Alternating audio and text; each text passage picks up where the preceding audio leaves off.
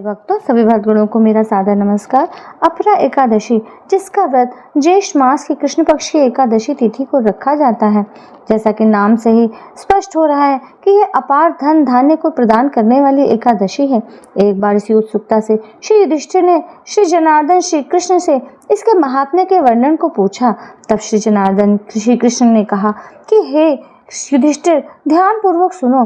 ज्येष्ठ के कृष्ण पक्ष में किस नाम की एकादशी होती है, मैं उसका महात्म्य सुनाता हूँ, उसे तुम्हें बताता हूँ। श्री कृष्ण बोले, हे राजन, तुमने संपूर्ण लोगों के हित के लिए बहुत उत्तम बात पूछी है।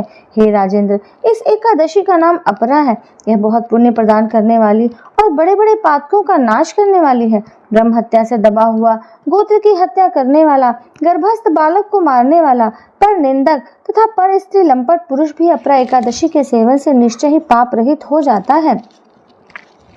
जो झूठी गवाही देता है, माप तोल में धोखा देता है, बिना जाने ही नक्षत्रों की गणना करता है और कूटनीति से आयुर्वेद का ज्ञाता बनकर वैद्य का काम करता है, ये सब नरक में निवास करने वाले प्राणी हैं। परंतु अपरा एकादशी के सेवन से ये भी पाप रहित हो जाते हैं।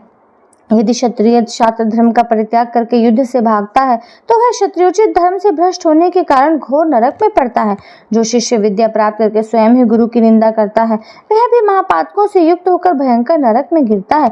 किंतु अपरा एकादशी के सेवन से ऐसे मनुष्य भी सद्गति को प्राप्त होते हैं।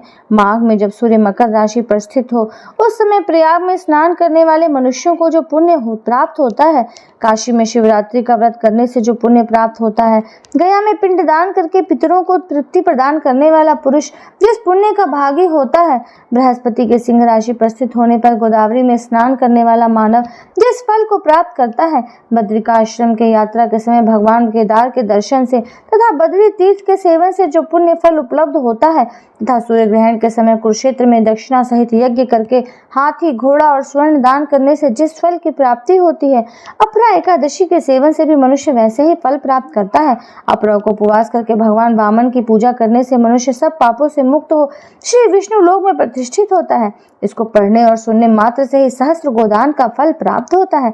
इस प्रकार श्री कृष्ण ने युधिष्ठिर को इस व्रत के महात्म्य का वर्णन किया है और मैंने आप लोगों को किया है। आशा करती हूँ कि आप इससे लाभान्वित होंगे और अधिक लाभान्वित होने के लिए मेरे चैनल को सब्सक्राइब करें, बेल आइकन को प्रेस करें, वीडियो को अधिक से अधिक शेयर करें तथा नया वीडियो आने तक के लिए नमस्कार, राधे राधे।